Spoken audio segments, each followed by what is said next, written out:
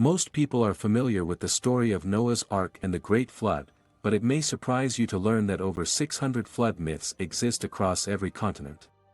In this article, we will dive into these various myths, exploring the possibility that they either stem from a common source or that a significant flood event did indeed occur, with survivors sharing their stories through different cultures. The most renowned version of the Jewish flood narrative is found in the book of Genesis, chapters 6 to 9. Genesis describes how the Lord observed the wickedness of humanity and decided to wipe out all life on earth, including animals and birds, because he regretted creating them. The apocryphal first book of Enoch, dating to the 2nd century BCE, expands upon the Genesis account, explaining that the flood was sent by God to cleanse the earth of the Nephilim, giant offspring born from the union of fallen angels, known as the Watchers, and human women. Though God initially intended to destroy all mankind, he ultimately chose to save Noah and his family. He instructed Noah to build an ark to preserve himself, his family, and a pair of every animal. After Noah completed the ark, the deluge began. Rain fell for 40 days, the waters rose for 150 days, and even the highest mountains were submerged. The floodwaters eventually receded, and on the 27th of Cheshvan in the year 1657 from creation, the earth dried, marking the end of the flood's 365-day duration. After the ark came to rest on the mountains, Noah sent out a raven, followed by a dove, to determine if the floodwaters had fully subsided. Once the waters were gone, Noah, his family, and the animals left the ark. In gratitude, Noah offered a sacrifice to God, who then placed a rainbow in the clouds as a sign of his covenant, promising never to destroy the earth by flood again. Noah had 3 sons who survived the flood with him, Shem, Ham, and Japheth. According to tradition, these sons and their descendants migrated to different regions of the world, giving rise to various nations, as recorded in Genesis 10 in the Table of Nations.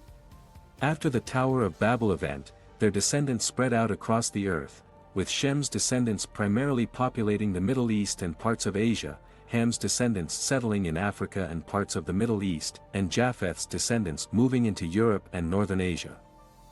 The Quran presents a flood narrative that parallels the Judeo-Christian account in Genesis, with a few notable differences. In this version, only Noah and a small group of believers board the ark, while one of Noah's 4 sons and his wife choose not to enter, believing they can survive on their own. The Quran states that the ark ultimately comes to rest on Mount Judi, which is traditionally associated with a mountain near Mosul in present-day Iraq. Though Noah's Ark is the most famous flood myth, it is not the oldest. The distinction of the earliest flood story belongs to the ancient Sumerian Nippur tablets, particularly a fragmentary Sumerian text known as the Eridu Genesis, dating back to the 17th century BCE. In this text, the god Enki warns Ziusudra, meaning, he saw life, referring to the immortality granted to him by the gods, about a decision to annihilate humanity with a flood, although the passage explaining the god's reasoning is lost. And, the sky god, convenes a council of the gods to discuss the flood, and they promise not to inform humans of their plan. However, Enki, known for his wisdom and compassion, does not want to see humanity wiped out entirely. To circumvent En's decree, Enki communicates indirectly by speaking to the wall of Ziusudra's house, allowing Ziusudra to overhear the warning without directly violating the god's agreement. Enki instructs Ziusudra to build a large boat, although the text containing these specific instructions is also missing. After the flood, Ziusudra is tasked with repopulating the earth. Following a flood lasting 7 days, he makes appropriate sacrifices and offerings to En and Enlil, the chief of the gods. In recognition of his devotion, En and Enlil grant him eternal life in Dilmun, the Sumerian version of Eden. The Sumerian king list divides its history into pre-flood, antediluvian, and post-flood periods. It recounts the history of mankind, its gods, and rulers before the flood. Before the flood swept across the land, the earth was ruled by kings with extraordinarily long lifespans, which were significantly reduced in post-flood myths. The account suggests that Eridu was the first city on earth and one of 5 ancient cities established before the Great Deluge. The Sumerian king list states, after the kingship descended from heaven, the kingship was in Eridug. In Eridug, Alulim became king. He ruled for 28,800 years. Alaljar ruled for 36,000 years. Two kings, they ruled for 64,800 years. Then Eridug fell, and the kingship was taken to Bad Tibra. In Bad Tibra, Enmenluana ruled for 43,200 years. Enmengalana ruled for 28,800 years. Demuzid, the shepherd, ruled for 36,000 years. Three kings, they ruled for 108,000 years. Then the flood swept over. After the great flood, Kish is noted as the first city of the gods. After the flood had swept over, and the kingship had descended from heaven, the kingship was in Kish. A total of 22 kings ruled for a period of 16,480 years, constituting the first dynasty of Kish. Ziusudra from the Sumerian tradition is recorded as Utnapishtim in the Babylonian tradition, where references to the Great Flood appear toward the end of Tablet 11 in the Babylonian Epic of Gilgamesh. In his quest for immortality, the hero Gilgamesh seeks out Utnapishtim, who resides in Dilmun, a paradise on earth. Utnapishtim recounts how Ea, the Babylonian equivalent of the Sumerian god Enki, warned him about the god's intention to annihilate all life with a great flood. Ea instructed him to build a vessel to save his family, friends, wealth, and livestock. After the flood, the gods regretted their decision and granted Utnapishtim immortality. Ancient Chinese literature contains numerous flood legends, some suggesting a worldwide deluge, though most describe regional flooding. A prominent source is the Shu Jing, Book of History, likely written around 500 BCE or earlier. In its opening chapters, Emperor Yao grapples with floodwaters that reach to the heavens. This narrative sets the stage for Diyu, the legendary hero who successfully controls the floods and later establishes the first Chinese dynasty. Similarly, the Shanhaijing, classic of the mountains and seas, concludes with Diyu spending 10 years managing a deluge. Another significant figure in Chinese mythology is Nuwa, a half-human, half-snake goddess who repairs the broken heavens after a great flood or disaster and repopulates the world. The ancient Chinese civilization, concentrated along the banks of the Yellow River near present-day Xi'an, also believed that severe flooding was caused by dragons, representing gods, who were angered by the people's misdeeds. In ancient Indian tradition, the Great Flood is recounted in several texts, including the Bhagavata Purana, attributed to Vyasa and written at the beginning of the Kali Yuga. In this narrative, Vishnu takes the form of a fish, Matsya, to warn Manu of an impending deluge that would destroy all life. This story also appears in the Matsya Purana and the Shatapatha Brahmana, 1-8, 1-6, where Manu, originally named Satyavrat, is portrayed as the king of pre-ancient Dravida. While washing his hands in a river, Manu encounters a small fish that begs for his protection. He places the fish in a jar, but as it grows rapidly, he moves it to larger bodies of water, eventually releasing it into the ocean.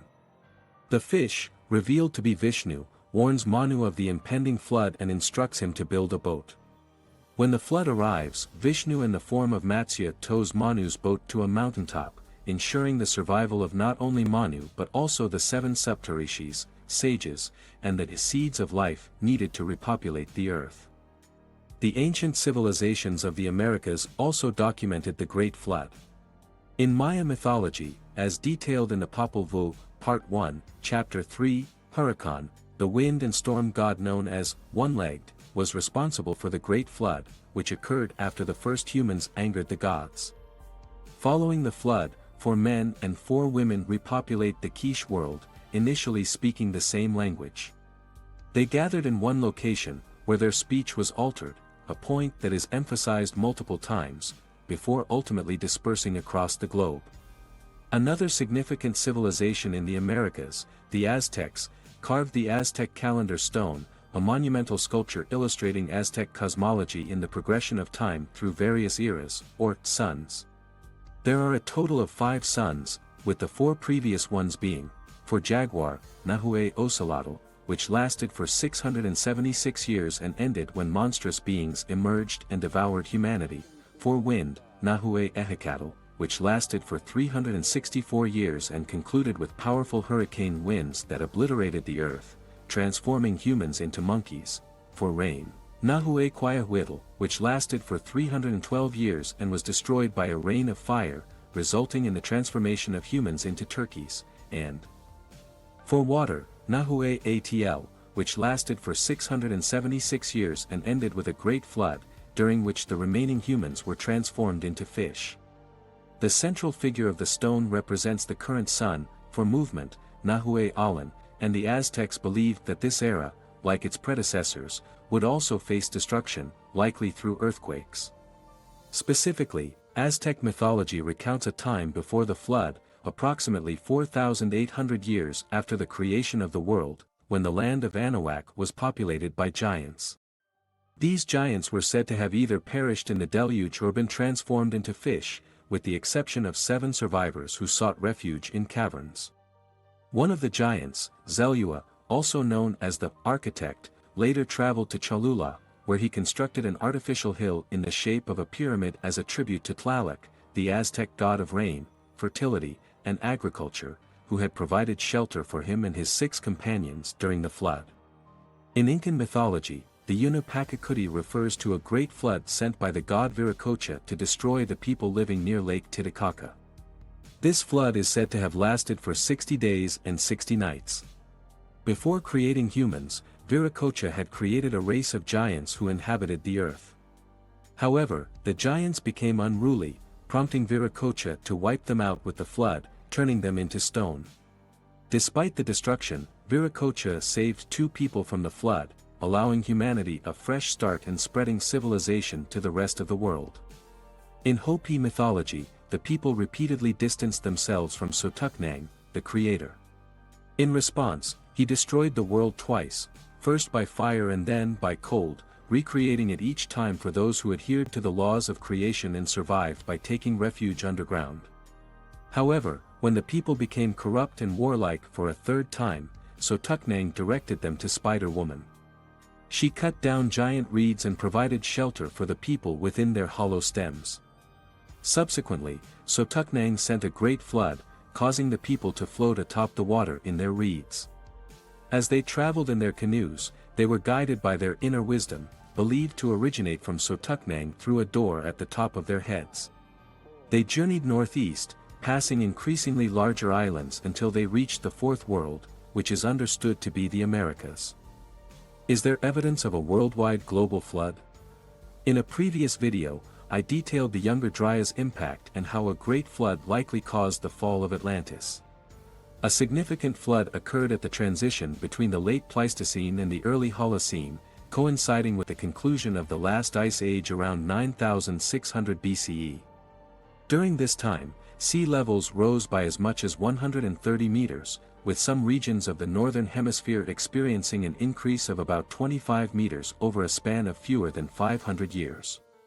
The prevalence of flood myths across diverse cultures highlights a shared human experience, suggesting that the memory of a catastrophic event resonates deeply within our collective consciousness.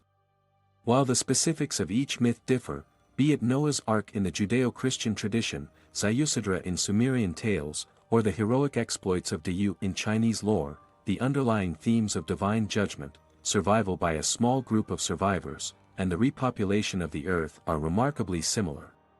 These narratives raise important questions about historical events that may have shaped these myths.